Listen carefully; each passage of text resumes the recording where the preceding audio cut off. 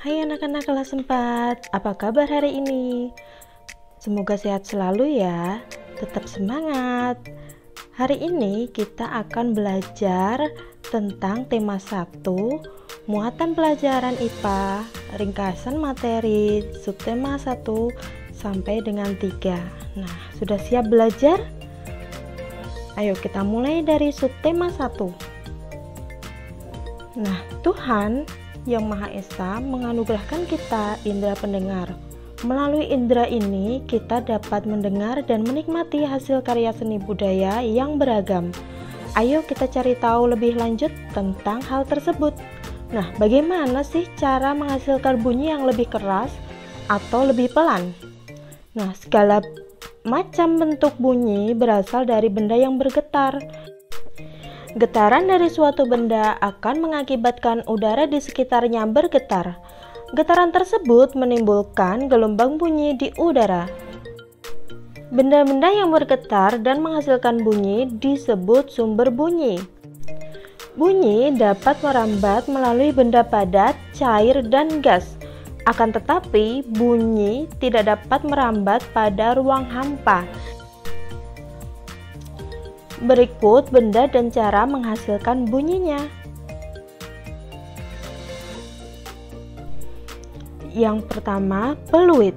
Peluit ditiup sehingga terjadi getaran udara dalam peluit. Getaran tersebut menghasilkan bunyi. Yang kedua adalah gitar. Senar gitar yang dipetik sehingga terjadi getaran pada senar tersebut dan menghasilkan bunyi.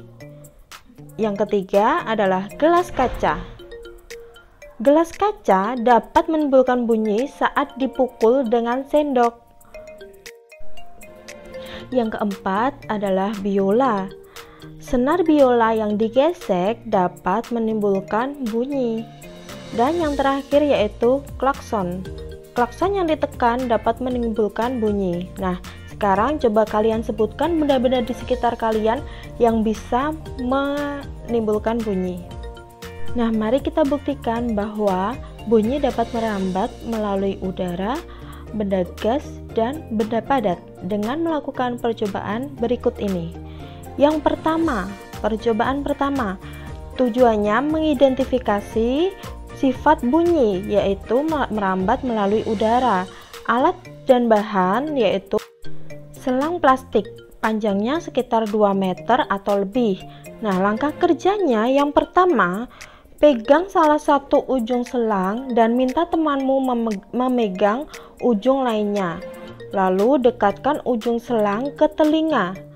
Minta temanmu berbicara melalui ujung selang yang ia pegang. Dengarkan dan catat apa yang ia sampaikan.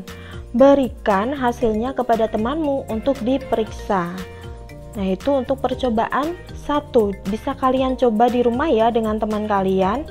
Apakah nanti suaranya akan terdengar atau tidak. Nah, kalau sudah, kita coba yang kedua. Percobaan yang kedua, tujuannya yaitu mengidentifikasi sifat bunyi merambat melalui benda padat. Alat dan bahan yang perlu kalian persiapkan yaitu gelas plastik 4 buah, benang kasur, paku. Nah, langkah kerjanya yang pertama, buatlah satu lubang kecil dengan ujung paku di tengah dasar gelas plastik. Lalu potong tali kasur sepanjang 2-3 meter. Masukkan benang ke dalam gelas plastik melalui lubang kecil. Lalu buatlah simpul agar tidak terlepas. Berikutnya, berbicaralah dengan temanmu melalui telepon gelas plastik. Lalu, lepaskan benang dari gelas plastik. Berbicaralah dengan temanmu melalui telepon gelas plastik tanpa benang. Dan yang terakhir, dengarkan dan catat apa yang ia sampaikan. Berikan hasilnya kepada temanmu untuk diperiksa. Nah, yang pastinya kalian berbicaranya tidak boleh terlalu kencang ya. Nanti kalau misalnya kalian berbicara terlalu kencang, jaraknya 2 atau 3 meter, pasti akan kedengaran oleh temanmu ya. Jadi suaranya yang biasa saja. Kita lanjut ke percobaan ketiga. Percobaan ketiga ini tujuannya mengidentifikasi sifat bunyi merambat melalui benda cair. Alat dan bahan yang perlu kalian persiapkan yaitu ember besar, air, batu koral, dan corong kecil. Nah, langkah kerjanya adalah isi ember dengan air hingga penuh. Masukkan corong ke dalam ember hingga bagian bawahnya terendam. Usahakan corong tidak menempel pada ember. Ketuklah salah satu ember dengan menggunakan batu secara perlahan. Sementara itu, dekatkan telingamu ke bagian atas corong. Dengarkan dan catat hasilnya. Dari percobaan 1, 2, dan 3 akan dihasilkan sebagai berikut. Pada percobaan 1, dengan media atau perantara benda gas atau udara, bunyi yang dihasilkan akan terdengar. Percobaan kedua dengan media benda padat dan percobaan ketiga dengan media cair, keduanya bunyi akan terdengar. Jadi ketiga-tiganya akan terdengar ya. Nah, sekarang jawablah pertanyaan berikut.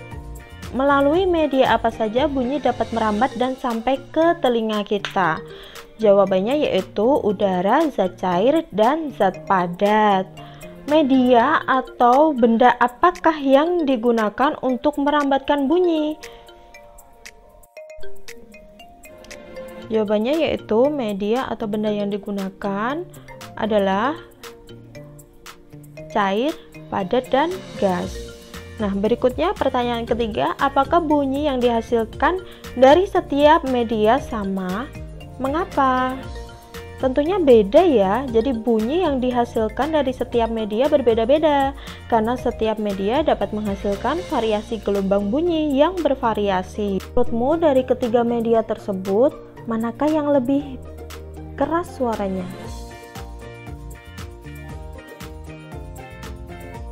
Apa yang dapat kamu simpulkan tentang perambatan bunyi? Nah, dari percobaan itu kita bisa simpulkan bahwa bunyi memerlukan media perambatan. Oke, kita lanjut ke subtema 2.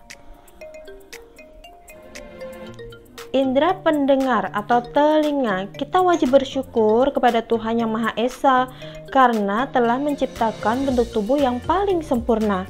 Salah satunya adalah kita diberi indera pendengar atau telinga. Dengan menggunakan indera ini, kita bisa mendengar berbagai suara seperti kicauan burung, suara air mengalir, dan musik. Apa saja bagian dan fungsi indera pendengar? Nah, nanti akan kita pelajari ya. Bagaimana telinga merasakan getaran? Nah, semua bunyi membuat udara bergetar. Getaran bunyi mengenai gendang telinga yang berupa selembar kulit tipis. Saat itulah gendang telingamu juga mulai bergetar. Getaran dari gendang telingamu menjadi lebih besar di telinga tengahmu dan diubah menjadi pesan-pesan listrik ke telinga dalammu. Oke, kita akan belajar tentang anatomi atau bagian-bagian dari telinga manusia. Di sini telinga dibagi menjadi 3 bagian. Ada telinga luar, telinga tengah, dan telinga dalam.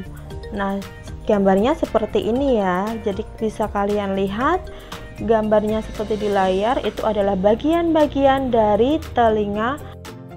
Telinga luar terdiri dari daun telinga dan saluran telinga. Sedangkan telinga tengah terdiri dari gendang telinga dan tulang-tulang pendengaran. Nah, di sini ada tulang-tulang pendengaran. Nanti kita akan pelajari lebih lanjut lagi, dan juga ada tulang eucassius. Nah, ini adalah tulang eucassius. Nah, berikutnya yaitu telinga bagian dalam. Telinga bagian dalam itu ada kanal setengah lingkaran dan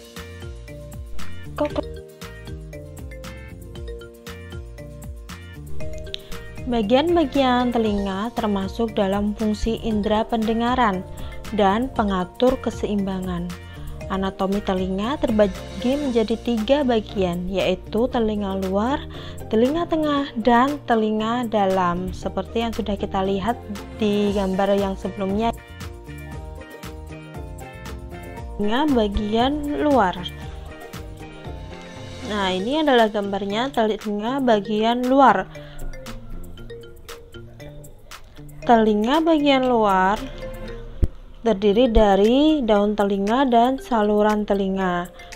Daun telinga adalah bagian telinga terluar yang melekat secara eksternal di kepala. Fungsi daun telinga ini adalah mengumpulkan suara, memperkuatnya, dan mengarahkan suara atau bunyi masuk ke saluran telinga. Nah, ini adalah daun telinga yang bisa kalian lihat dari luar ya. Saluran telinga. Saluran telinga. Nah, saluran telinga adalah struktur silindris berbentuk tabung berongga yang menghubungkan telinga luar ke telinga tengah. Fungsinya yaitu untuk menyalurkan suara atau bunyi ke telinga bagian. Kita lanjut ke telinga bagian tengah. Apa saja bagiannya? Nah, bisa dilihat di gambar. Telinga bagian tengah itu terdiri dari gendang telinga. Nah, di sini adalah gendang telinga. Terus nanti ada tulang martil, tulang landasan, dan tulang sanggurdi. Serta nanti ada saluran. Telinga bagian tengah yang pertama yaitu gendang telinga. Gendang telinga adalah bagian yang memisahkan telinga luar dengan telinga tengah. Gelombang suara yang diterima menyebabkan membran ini bergetar, dan getaran ini ditransmisikan ke 3 tulang kecil di telinga tengah. Si gendang telinga atau membran timpani adalah merespon suara yang diterimanya dengan cara menggetarkannya. Setelah gendang telinga, kita masuk ke tulang-tulang pendengaran. Tulang-tulang pendengaran ada 3 ya. Yang pertama adalah tulang martil, adalah tulang kecil yang menghubungkan gendang telinga dengan tulang landasan. Yang kedua adalah tulang landasan. Tulang landasan adalah tulang yang menghubungkan tulang martil dengan tulang sanggurdi. Tulang landasan berbentuk seperti landasan sehingga disebut tulang landasan. Yang ketiga adalah tulang sanggurdi. Apakah tulang sanggurdi itu? Tulang sanggurdi adalah tulang kecil dan teringan dalam tubuh manusia yang menyerupai sanggurdi kuda. Tulang sanggurdi ini menghubungkan tulang landasan dengan tingkap oval. Fungsi tulang sanggurdi adalah menerima getaran suara dari tulang landasan dan kemudian diantar ke membran di telinga dalam melalui tingkap oval. Tingkap oval adalah lubang yang menghubungkan telinga bagian tengah dengan telinga bagian dalam. Dan telinga dalam yang terakhir yaitu tabung pendengaran. Tabung pendengaran juga disebut tabung eustasius. Fungsinya yaitu membantu mengalirkan lendir dari telinga tengah dan menyamakan tekanan di dalam dan di luar telinga. Nah, di sini adalah gambarnya. Kita ulangi lagi ya biar kalian hafal bagian-bagian dari telinga. Nah, di sini ada tabung pendengaran. Ini. Terus di sini ada gendang telinga. Ini ada tulang martil.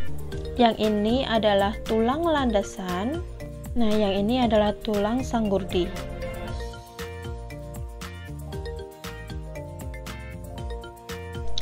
Kita lanjut ke telinga bagian dalam. Untuk telinga dalam atau labirin terdiri dari 3 bagian, yaitu koklea atau rumah siput, yang kedua vestibuli, yang ketiga kanalis semisirkulari. Koklea berbentuk menyerupai rumah siput dan memiliki sekat-sekat. Vestibuli adalah bagian sentral dari labirin tulang yang menghubungkan koklea dengan saluran semisirkularis. Lalu yang terakhir yaitu kanalis semisirkularis, yang merupakan saluran setengah lingkaran yang tersusun menjadi satu kesatuan meliputi semisirkularis horizontal, vertikal atas, dan vertikal bawah. Nah, gambarnya seperti ini ya. Jadi di sini ada rumah siput atau koklea. Bentuknya seperti rumah siput. Lalu berikutnya di sini ada vestibuli, kanalis semisirkularis. Kita lanjut ke subtema 3. Di subtema 3 kita akan melakukan percobaan pemantulan dan penyerapan bunyi. Tujuannya membuktikan macam-macam bunyi pantul melalui percobaan terhadap bunyi benda-benda sederhana dalam ruangan. Perlukan antara lain piring kaca, piring plastik, piring kaleng, gabus, 2 tabung kertas, beberapa buku, dan arloji yang berdetak. Kerjanya yang pertama, susunlah 2 baris buku dengan ketinggian yang sama. Lalu letakkan tabung-tabung di atas buku dengan hati-hati. Pegang arloji di telingamu. Dengar baik-baik untuk meyakinkan bahwa kamu mendengar bunyi detak arloji. Lalu letakkan arloji ke dalam salah satu tabung. Tekan dari ujung tabung yang lain. Apakah kamu dapat mendengar bunyi detakan jarum arloji? Nah, lalu minta temanmu untuk memegang piring atau benda lain di ujung tabung yang lain. Apakah sekarang kamu dapat mendengar bunyi detakan jarum? Setelah melakukan percobaan tersebut, coba jawab pertanyaan-pertanyaan berikut ini. Yang pertama, apa yang terjadi dengan gelombang bunyi pada tabung kedua jika kamu meletakkan piring kaca? Jawabannya, suara arloji pasti lebih keras ya. Yang kedua, ketika piring kaca diganti dengan gabus yang empuk, apa yang terjadi? Jelaskan. Nah, jawabannya, ketika piring kaca diganti dengan gabus yang empuk, maka suaranya menjadi lebih pelan. Apa yang terjadi pada gelombang bunyi pada tabung pertama? Gelombang bunyi pada tabung pertama menghasilkan bunyi lebih keras karena bunyi dipantulkan oleh piring. Kita lanjut tentang pemantulan dan penyerapan bunyi. Bunyi dapat dipantulkan dan diserap. Yang pertama, pemantulan bunyi. Sebuah kelereng yang kita lempar ke dinding yang keras akan mengalami pemantulan. Demikian juga dengan bunyi. Bunyi juga dapat memantul jika dalam perambatannya dihalangi oleh benda yang permukaannya keras, seperti kayu, kaca, dinding, atau besi. Yang kedua, penyerapan bunyi. Bunyi juga dapat diserap. Benda-benda yang dapat menyerap bunyi adalah benda-benda yang permukaannya lunak. Benda yang demikian disebut peredam bunyi. Misalnya, karpet, goni, kertas, kain, busa, dan wool.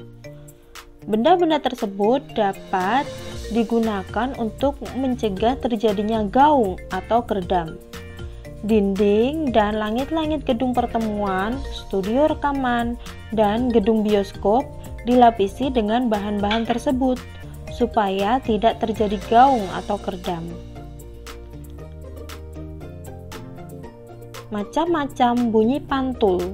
Yang pertama, gaung atau keredam. Gaung atau keredam terjadi karena bunyi dipantulkan oleh dinding yang jaraknya tidak jauh dari sumber bunyi. Hal ini menyebabkan datangnya bunyi pantul bersamaan dengan bunyi asli yang belum selesai terucapkan. Akibatnya, bunyi pantul mengganggu bunyi asli sehingga suara yang terdengar tidak jelas. Jenis bunyi pantul yang kedua yaitu gema. Gema terjadi karena bunyi dipantulkan oleh dinding yang jaraknya jauh dari sumber bunyi. Hal ini menyebabkan datangnya bunyi pantul setelah bunyi asli selesai terucapkan. Jadi, bunyi pantul yang terdengar lengkap sesudah bunyi asli. Jadi itu bedanya antara gaung dan gema. Kalau gaung itu adalah bunyi pantul yang terdengar bersamaan dengan bunyi asli, jadi tidak terdengar jelas. Sedangkan gema adalah bunyi pantul yang terdengar setelah bunyi asli selesai terucapkan.